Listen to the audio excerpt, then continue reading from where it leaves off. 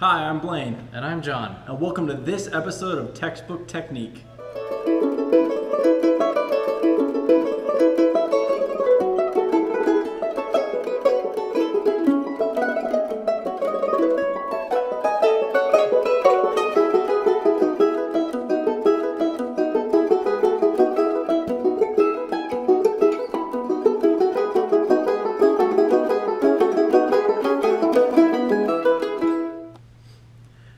In this episode, Jonathan and I are going to be demonstrating different stretches and positions and ways to warm the body up before class. Stretching is very important, not only to maintain flexibility, but also for injury prevention. Me and Blane are going to demonstrate many different techniques and stretches to warm up the entire body. Here we're going to start from the feet and work our way upwards. So, for the feet and ankles, I'm going to begin by just prancing. Basic prances where I push my arch out over my toes and just slowly activating my ankles.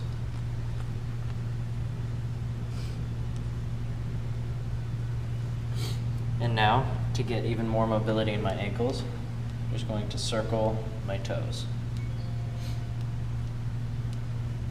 Both ways, and on both feet. And another really good exercise is to do the alphabet with your foot in capital letters. This really gets all the articulations of the ankle.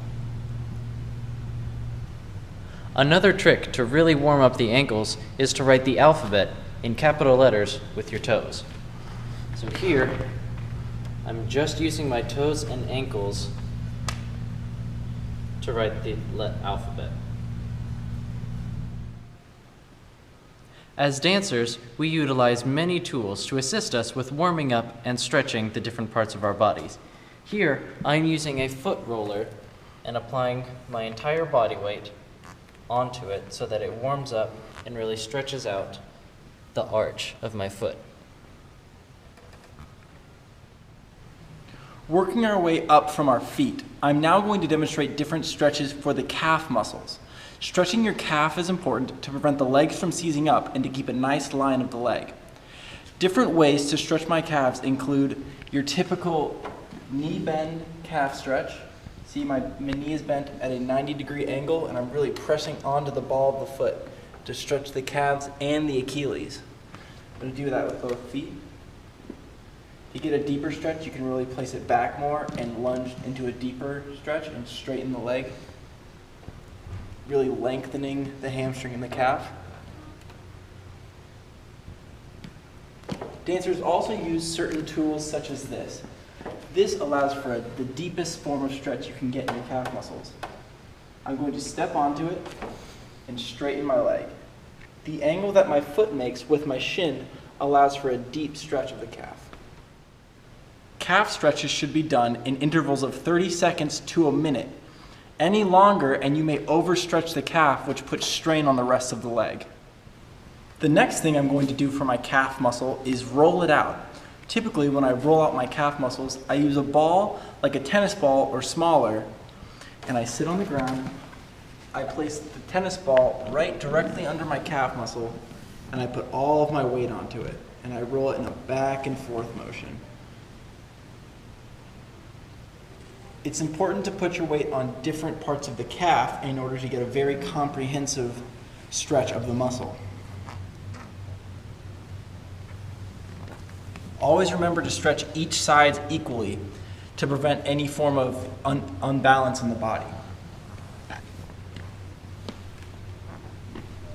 Moving on from the calves, we are now going to demonstrate some hamstring stretches. Keeping the hamstrings flexible is very important as a dancer to prevent injury. Because the hamstrings are such a large group of muscles, they affect all the other muscles around it if it's really tight. There are many different ways to stretch the hamstring. Right now, I'm going to show you a basic roll down, and I'm going to try to touch my toes. Even if you can't touch your toes, it is okay, as long as you're bent forward at the waist and you really feel a stretch at the back of your legs, it's working. If you need more stretches, you can use your hands behind your ankles and pull yourself down towards your legs. Dancers also utilize the bar when stretching, especially for the hamstrings. Here, I merely place my foot on the bar. If you have different heights, you can use either the bottom or the top one. And here, similar to the roll down, I merely bend over and try to get as close as I can to this leg. Here, I'm really stretching this hamstring as much as I can. And if I want an even deeper stretch, this is very advanced, I'll slide my leg out, almost like a split.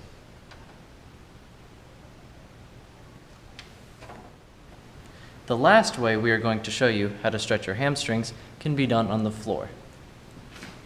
Here, I'm going to place my knee on the floor, extend the leg that I want to stretch out, and once again, just bend forward. When stretching the hamstrings, the optimal time to stretch is between 30 seconds to a minute of just holding the stretch, relaxing, breathing, and I'll slowly get closer and closer to my leg. The next muscle that we're going to stretch and lengthen is the quad muscles. The quad muscles are used for jumping, turning, and most everything you see in ballet. It's very important to keep these muscles loose and lengthened to avoid injury and tension in the rest of the body. The first stretch I'm going to show you is your typical quad stretch. I'm going to stand in a parallel position and I'm going to bend this leg behind me 90 degrees. Then I'm going to grab it with my hand and pull up on the foot. I have to make sure my back is up and my butt is tucked forward to get a full stretch on the front of the quad. I'm going to hold this for about 20 seconds. Then I'm going to switch to the other side. These are two of the most basic stretches you can do for your quad muscles. The advanced version of that stretch can be done on the floor. I'm going to sit in a lunge position. I'm going to put my weight on my front leg and I'm going to hinge my back leg. I'm then going to grab the foot, similar to what I did with the first stretch, and pull it towards my butt. This stretch is more advanced and hurts a little bit more if you're as tight. I'm going to hold this for about 20 seconds. Similar to what we did with our calf muscles, we're now going to roll out our hamstrings. This is called a roller, a foam roller. It is a dancer's best friend. Most studios have one of these lying around. You're going to place the foam roller on the ground and place your quadricep muscle directly on top of it, putting all of your weight onto the muscle. You're going to prop yourself up with your elbow. After this, you're going to roll slowly back and forth, up and down the quad muscle, really lengthening out and stretching the muscle and breathing into it to get the full stretch. To get a deeper stretch, you can flip to the side of your quad, which really gets the IT band. The IT band is equally important to keep loose and limber, as it extends all the way up the side of your body. I'm going to do the same thing and slowly and gently roll back and forth over the muscle. I'm going to do this for about 1 to 2 minutes. Moving up from the quads, we are now going to stretch the front of the hips, or the hip flexor. It is very important to keep this part stretched because as dancers we lift our legs a lot and a lot of stress goes right into the front of the hip joint.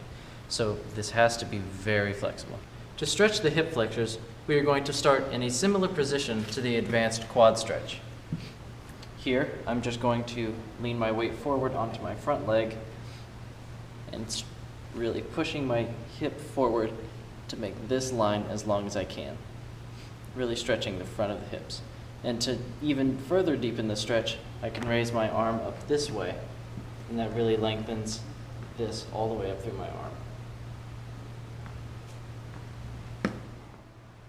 The next and last stretch we're going to do with our legs is the glute stretch.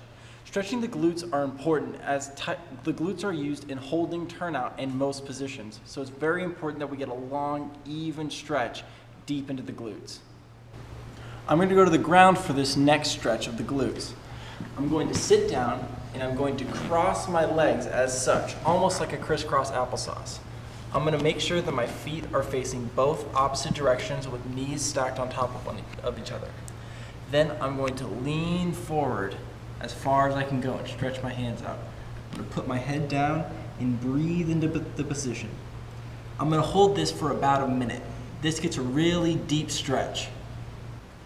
After sitting in this position for about a minute, I'm going to transition this leg on top of this leg, sitting Indian style, making sure my feet are facing opposite directions but stacked on top of one another. Similarly, I'm going to reach forward as far as I can go, breathing into the stretch. This stretches the outside of the glutes. I'm going to hold this one for the same amount of time, about a minute. Moving up from the legs, we are now going to stretch and warm up our back. Here, just to warm up my back and my vertebrae, I'm just going to start from the top of my spine and slowly let each vertebrae fall down towards the ground. And then similarly, I'm going to reverse the process and begin stacking my spine back on top of itself from the bottom back up. Another good exercise to warm up the back is called cat-cows. Here, we're going to stretch the back to its limits, both directions. Here, I'm going to lift up my spine and make a nice curve with the top of my back. This is the cat part of the exercise. Now I'm going to reverse and go the opposite direction. This is the cow part of the exercise. The cat again. Stretching back into a cow. Thank you for watching this episode of Textbook Technique. In the next episode, Jonathan and I are going to be demonstrating conditioning exercises to keep you, as the Russians would say, strong like bull.